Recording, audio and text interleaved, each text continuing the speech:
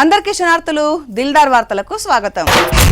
బంగాళాఖాతంలో అల్పపీడనం లేసిందట కదరా. లేవని ఎన్ని రోజులు మొద్దు నిద్ర అవుతుంది మరి? ఈమెకేం అర్థమైతుందో ఏందో. నేను చెప్పేది వానలు దంస్తే అంటవా? ఇక ఏమో మబ్బులైతే అమ్ముకుంటున్నాయి, కుమ్ముడే ఆలస్యం ఉన్నది. పడాలే, లేదంటే రైతన్నల పరిస్థితి ఆగమే ఉంటది. అవును పాపం, కండ్ల ముంగట పంట ఎండిపోతుంటే సూళ్ళెక్క బిందెలతో నీళ్లు పోసుకుంటున్నారు. వానదేవుడా, మా రైతన్నల చూసన్న కరగవయ్యా, నీకు పుణ్యం ఉంటది. ఇట్లని తెలిస్తే ఇంకా 4 రోజులు ఆగన్న నారు పోసుకుందరు కదా. తీరా మొలకాలికినాక ముఖం సాటేసిండు వానదేవుడు. ఇక ఏసేడు ఏం లేక ట్యాంకర్లతోటి నీళ్లు తెప్పించి ఇప్పటి వరకు మొలకైతేగా పడుకుంటున్నారు. మరింకా చుట్టు పొలానికి నీళ్ళు ఎట్లా రావాలి, ఎట్లా నడవాలి, ఎప్పుడు దున్నాలి? ఎన్ని పూజలు చేసినా, కప్పల పెళ్లిళ్ళు చేసినా, ఎంత మొరబెట్టుకున్నా ధరిచ్చి నేలకైతే జారతలేడు. మరి చూడాలే, నిన్నే అలా ఎండలు నిలిసి మబ్బులైతే అమ్ముకున్నాయి. ఇప్పటికైనా వరుణుడు కరుణ చూపెడితే గోసలు బాసినట్టే, కరువు తీరినట్టే. హరే గోస సల్లగుండా, మామూలు గోస కాదు మా కాకది. ఏమైంది? మొన్న యాసంగి పంట పైసలు బ్యాంకులో పడ్డాయట. మరి ఇంకేంది, బ్యాంకులుంటే మన జేబులు ఉన్నట్టేనాయే, పోయి తెచ్చుకోమను. గట్లనే అనుకున్నాడు, బ్యాంకులుంటే జేబులో ఉన్నట్టే అని. అక్కడికి పోతే వాళ్ళు రేపురా మాపురా ఇయ్యాల 10,000 ఇస్తాం, రేపు 20,000 ఇస్తామని అంటున్నారట. మన పైసలు మనకిచ్చేందుకు ఇన్ని కొర్రీలెందుకు? అదే అంటున్నారు అన్నదాతలు కూడా. ముందే పనుల కాలం, కూలీలకు ఫోన్లు కొడతా అంటే ఊకుంటారా? ఇదేం పద్ధతి? అగో ఇదేం పద్ధతి అని అంటున్నారు అన్నదాతలు కూడా.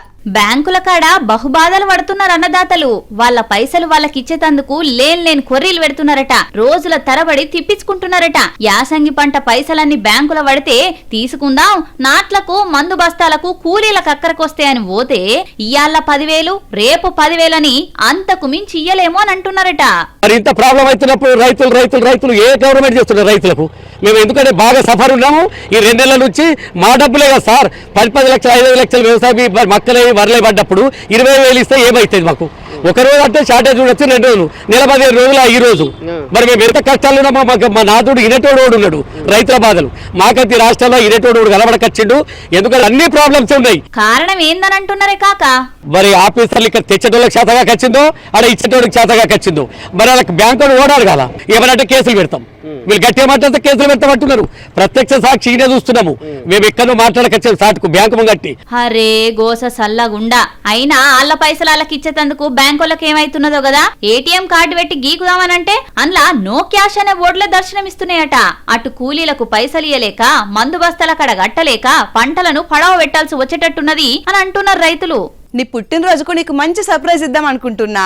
ఏందో అది చెప్తే అది సర్ప్రైజ్ ఎట్లయితది? అందుకే చెప్పకుండా ఎత్తా. నువ్వు చెప్పి చేస్తేనే శనిగి స్టార్ట్ అవుతుంది. ఇక చెప్పకుండా అంటే నేను తట్టుకోలేనమ్మా, చెప్తేనే బెటర్. అయితే చెప్తున్నా, షాక్ కావద్దు. అంత షాకింగ్ న్యూసా? అవును, ఇసుకతోటి నీ బొమ్మేద్దాం అనుకుంటున్నా. నిజంగానే సర్ప్రైజ్ ఇది. నీకు ఉష్కల పిట్ట కూడా కట్టరాదు, నా బొమ్మేస్తావా తల్లి? నువ్వు చూస్తావు, ఆల్రెడీ నేను ట్రైనింగ్ తీసుకున్నా. అద్దరు కొడతా చూడు. ఎందుకైనా మంచిది పక్కన దిల్దార్ సిరమ్మ అని నా పేరు రాయి. ఎందుకు? బొమ్మను చూసి గుర్తుపట్టకపోయినా నా పేరు చూసి గుర్తుపడతారు కదా. నీకు మాటలతోటి కాదు, డైరెక్ట్ ఆటతోటే కొడతాగు. నీ ఆట చూస్తే నాకు హార్ట్ అటాక్ వస్తుంది గానీ అన్న ఆట చూద్దాంపా. మట్టితోటి గింత మంచి కళాఖండాలు సృష్టిస్తున్న సుదర్శన్ పట్నాయక్ అన్న ఐడియాలకైతే దండం పెట్టాల్సిందే. ఏ పండుగ పబ్బమైనా అన్న మర్వకుంటా తన కళకు పదును పెడుతుంటాడు. జనాలకు కన్నుల పండుగ చేస్తాడు. పూరి జగన్నాథుని రథం గదిలింది కదా, ఇక అందుకనే ఒడిస్సా తీరంలా జగన్నాథుని గీ తీర్ల తీర్చిదిద్దిండు.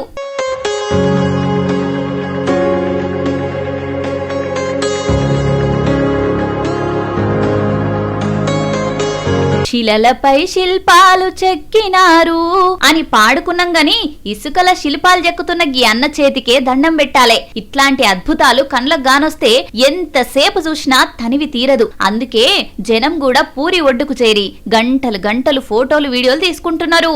ఇక పట్నాయక్ అన్న ప్రతిభ గురించి ప్రత్యేకంగా చెప్పేదేమున్నది, లోకమంతా తెలిసిందేనాయే. నువ్వు సూపర్ అన్నా.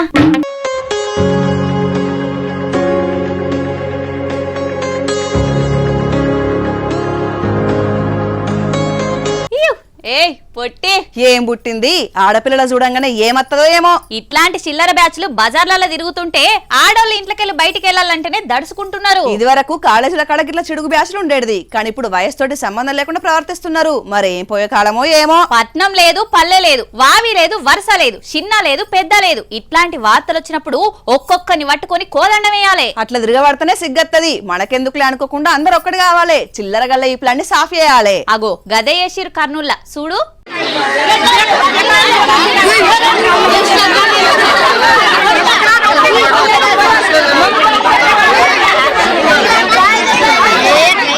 ఊరూరుకు గిట్లాంటి చీడ పురుగులున్నారు ఇయాల రేపట్ల.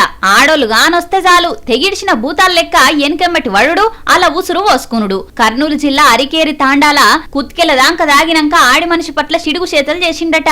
షాన్నొద్దుల సంధి ఆడోళ్ళు గానొస్తే వీని ప్రవర్తన చిత్ర విచిత్రంగా ఉంటుందట. ఇక చూసిండ్రు ఇలా పట్టుకొని మెత్తగొట్టి సగం గుండు కొట్టించి చెప్పుల దండలేసి ఊరంతా తిప్పిండ్రు. ఎన్ని చట్టాలొచ్చినా ఎన్ని శిక్షలేసినా మార్పైతే వస్తలేదు. ఆడోళ్ళని చూడంగానే రోగం పుడుతున్నది గీళ్లకు. ఇంకా జర్రైతే అలా చేతుల విని పరిస్థితి ఎట్లుండునో గాని ఇక అంతల్నే పోలీసు వాళ్ళు అందుకున్నారు, విచారణ పడుతున్నారు.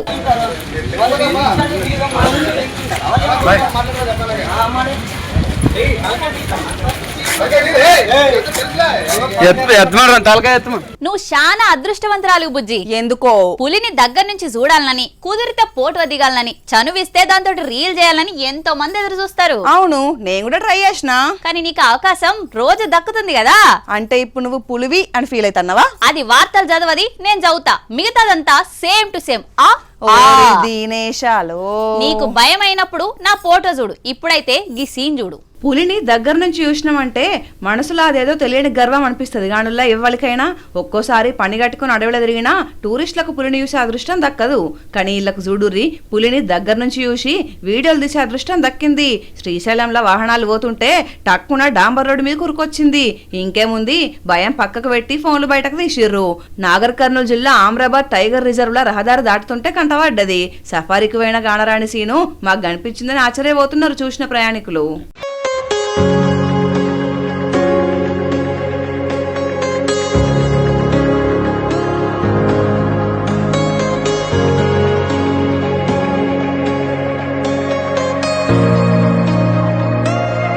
అబ్బా అబ్బా, బుడ్డ బుడ్డ పోరలు పెద్ద పెద్ద విజయాలు సాధిస్తారు. మరి నువ్వు కూడా ఏదైనా సాధించచ్చు కదా. ఇక నేను కూడా ఇప్పటిదాకా షానే సాధించిన. అయినా సరే దేశం గర్వపడే తీర్లా ఏదన్నా కొట్టాలరా. నువ్వు ఖచ్చితంగా ఆ రికార్డు కొడతావు గానీ. ఏందోరా నీ అభిమానం, నా మీద నీకున్న నమ్మకం. ఇంత ఏజ్ మీద పడ్డాక కూడా దిల్దార్ వార్తలు చదువుతున్న శిరమ్మ అని ఖచ్చితంగా నీకు అవార్డిస్తారు చూడు. ఆ మాటకొస్తే నాతో పాటుగా నువ్వు కూడా అందుకుంటావు గానీ ఈ పిల్లగాడు చూడు ఎంత హుషారున్నాడో. వామ్మో, వీడు పిల్లగాడు కాదు, పిడిగే ఉన్నాడు. పాలు దాగే వయసులోనే ఫజిల్స్ తోటి ఆడుకుంటున్నాడు. కాళ్ళకేసుకునే చెప్పులు కూడేదో ఎడమేదో తెలియని గింత చిన్న ఈడులా ఫజిల్స్ ను పట్ట కలుపుతున్నాడు. కర్నూలు జిల్లా తుగ్గలి వీళ్ళది. మొన్ననే నర్సరీ పాస్ అయ్యి ఎల్కేజీలకు పోయిండట. ఎల్కేజీ పరీక్షలు రాయకముందే India book of the record కొట్టిండు. నా కుమారుడి ప్రతిభను గుర్తించిన ఇండియా బుక్ ఆఫ్ రికార్డ్స్ వారికి ప్రత్యేక ధన్యవాదాలు తెలుపుకుంటున్నాను. అదేవిధంగా మాకు సహకరించిన కుటుంబ సభ్యులకు, మిత్రులకు మరియు శ్రేయోభిలాషులకు ప్రత్యేక ధన్యవాదాలు తెలియజేస్తున్నాను. 35 భాగాల 175 ముక్కల జిక్సా ఫజిల్స్ ను అతి తక్కువ టైంలో కరెక్ట్ అతికిచ్చి రికార్డు కొట్టిండు. బుడ్డోని బుర్రకు మెచ్చుకొని మెడలేసి సర్టిఫికేట్ ఇచ్చిర్రు. ఇప్పుడే ఫజిల్స్ తోటి ఆడుకుంటుండట్టే పెరిగి పెద్దగా ఈ పెద్ద చదువులు చదివితే టెక్నాలజీ తోటి ఆడుకుంటాడు కావచ్చు. వానదేవుడేమన్నా కుంభకర్ణుడు సోపతి పట్టిండంటవారా? మరి ఉత్తరం దిక్కున మంచిగానే వానలు కురిపిస్తున్నాడు కదా. అట్లయితే మన మీదనే పక్షపాతం చూపెడుతున్నాడంటవా? నాకు అదే అనిపిస్తున్నది. నిజమే కావచ్చు. నిద్రపోయినోడైతే ఏ పని అయ్యద్దు. ఒక పక్క ఉత్తరాన్ని ఊపేయబట్టే మన దక్షిణం మీదేమో చూపెడతలేడాయే. బొత్తిగా జాలనిపిస్తలేదు కావచ్చు మనల్ని చూస్తే. పాం పగబట్టినట్టే చేస్తున్నాడురా. బడికి పోయే పిల్లగాళ్ళు కూడా చినుకమ్మ ఓ చినుకమ్మ అని విలువబట్టే. గీడ చూడు, మనుషుల్ని కాలు బయట పెట్టకుంటే ఎట్లా గురుస్తున్నాడో.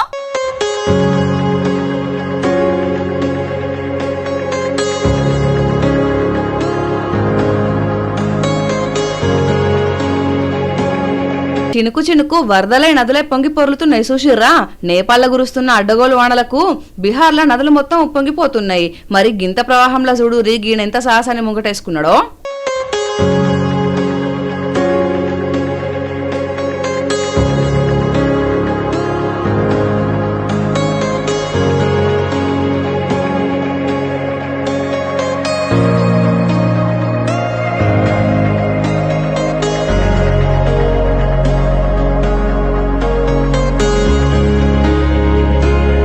నీళ్ల తడలు చూస్తుంటేనే అవంతం మింగేటట్టు కొడుతున్నాయి. సముద్రంలో పోటెత్తిన కెరటాల లెక్కన ఎగిసెగిసి పడుతున్నాయి. అయినా అదరలేదు బెదరలేదు. కొడుకును భుజాల మీద ఎత్తుకొని నడుచుకుంటూ నదిని దాటిండు. సినిమాల శివగామి బాహుబలిని కాపాడినట్టు బగాహాల ద్రుతంగా ప్రవహిస్తున్న మసా నదిని దాటుకుంటా కొడుకును బడికి తీసుకుపోయాడు కన్న తండ్రి. అయితే ఇక్కడున్న పిల్లగాళ్ళు బడికి పోవాలంటే ఖచ్చితంగా గిన్నెది దాటాల్సిందేనట. ఇక వానకాలం అయితే అవతలొడ్డుకు ఏరాలంటే ప్రాణాల్ని ఫణంగా పెట్టాల్సిందేనట పాపం గిట్లా. లేకపోతే బడి బంద్ పెట్టాల్సిందేనట. అయితే ప్రాణపాయమని తెలిసినా ప్రాణాలకు తెగిస్తున్నారంటే చదువు మీద ఉన్న వాళ్ళ సంకల్పం ఎంత గొప్పదో కదా.